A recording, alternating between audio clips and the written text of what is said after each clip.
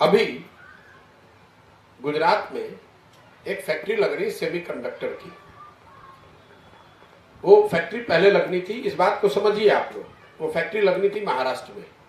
उस फैक्ट्री को लगाने की लागत है 1,50,000 करोड़, 20 बिलियन डॉलर। फैक्ट्री को लगा कौन रहा है? फैक्ट्री को लगाने वाले हैं अनिल अग्रवाल, जो बिहार के लड़के हैं। फैक्ट्री में जो अनुमान आया है कि उसमें काम जो लड़के करेंगे उसमें करीब करीब 15 से 20% इंजीनियर बिहार के लड़के होंगे। महाराष्ट्र और गुजरात में लड़ाई चल रही है कि भाई ये प्रोजेक्ट महाराष्ट्र में लगना था, गुजरात में क्यों लग रहा है। और आपको हमको ये सोचना चाहिए कि बिहार में तो इसकी चर्चा भी नहीं हो रही है कि भाई लगाने वाला आदमी बिहार का है, तो सेमीकंडक्टर की फैक्ट्री बिहार में क्यों नहीं लग। कम से कम प्रयास तो होता, बात तो होती। तो मैं बता रहा हूं क्यों नहीं हो रही है। मैंने खुले मन से कहा और आपसे भी कह रहा हूं कैमरे पे, बिहार की पूरी कैबिनेट को बैठा दीजिए और उनसे खाली पूछ लीजिए कि सेमीकंडक्टर होता क्या है।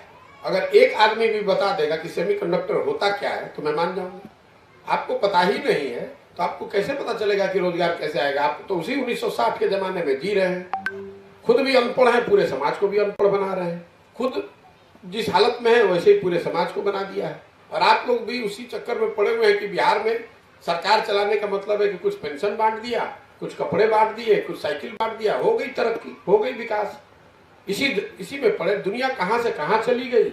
हम लोग खिचड़ी खाने में, स्कूलों को खिचड़ी बांटने का सेंटर बना दिया, कॉलेजेस से डिग्री बांट रहे हैं। और सरकार की जो पूरी व्यवस्था है वो लॉ एंड ऑर्डर, शराबबंदी और कुछ जो बेनिफिट सरकार दे रही है, बस इतना ही।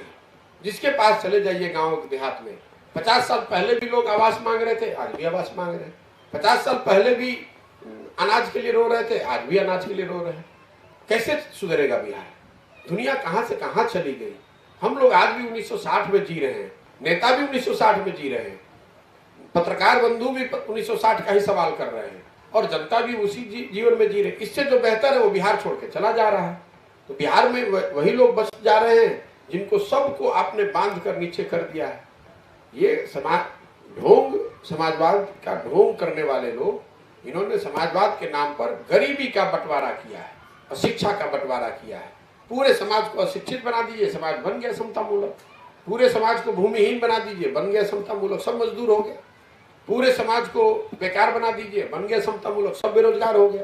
ये समता मूलक समाज हम लोगों ने बनाया। परफेक्शन IAS, UPSE और BPSC फाउंडेशन क्लासेस के लिए समर्पित संस्थान। यहाँ आपको UPSE selected and interview appeared faculties द्वारा गाइड किया जाता है। Separate batches for Hindi and English medium. 65वीं और 64वीं BPSC एग्जाम में 69 और 107 रिजल्ट्स एवं 66वीं BPSC एग्जाम में 131 रिजल्ट्स हासिल किया है परफेक्शन IAS टीम ने। परफेक्शन IAS, कुमार टार, बोरिंग रोड, पटना।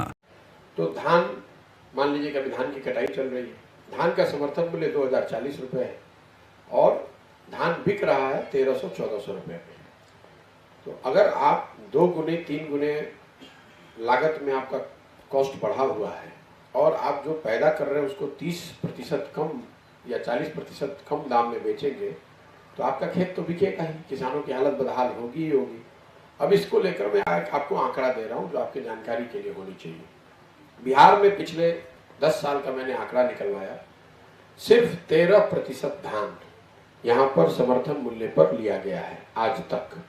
एवरेज जो है वो 13% धान और गेहूं 1%। एक मतलब सिर्फ 1% गेहूं की खरीदारी MSP पर हुई है और 13% धान की खरीदारी हुई है MSP पर, पैक्स के माध्यम से, आदर्श सोर्स से।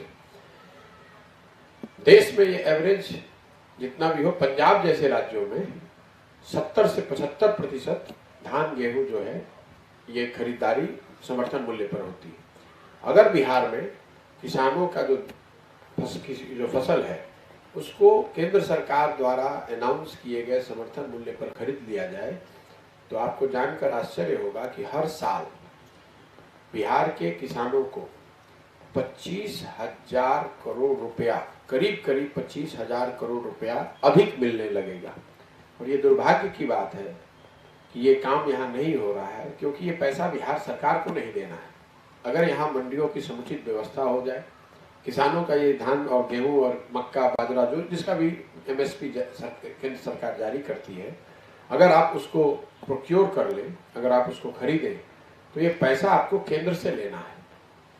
अभी क्या हो रहा है कि ये एमएसपी के समर्थन में जो केंद्र सरकार फूड सब्सिडी देती है, करीब 5 लाख करोड़ से ज़्यादा का फूड सब्सिडी भारत सरकार देती है। उसका ज़्यादातर हिस्सा उन राज्यों को मिल रहा है जहाँ पर मंडी की व्यवस्था है, जहाँ की राज्य सरकारें वहाँ के किसानों से धान गेहूँ बाजरे की खरीद कर रहे हैं, मक्के खरीद कर रही है। हम लोग की सरकार यहाँ ऐसी है, इन्होंने मंडी व्यवस्था खत्म कर दी है, पूरे किसानों को इन्होंने बाजार के हवाले और बिचौलियों के हवाले छोड़ दिया है। तो आप मरता क्या न करता। शादी बाजार लहंगा अब नहीं रहा महंगा। यहाँ आपको होलसेल रेट पर bridal lehenga, party wear fancy lehenga, Banarasi silk sari, pure silk sari, organza sari, chiffon sari, georgette sari एवं लेन देन वाली डिब्बे वाली साड़ियों के साथ साथ ब्राइडल चुन्नी, शर्टिंग, सूटिंग और कपड़ों से रिलेटेड सभी प्रकार के सामान उपलब्ध हैं। Shop number T103 Khetan supermarket, Patna.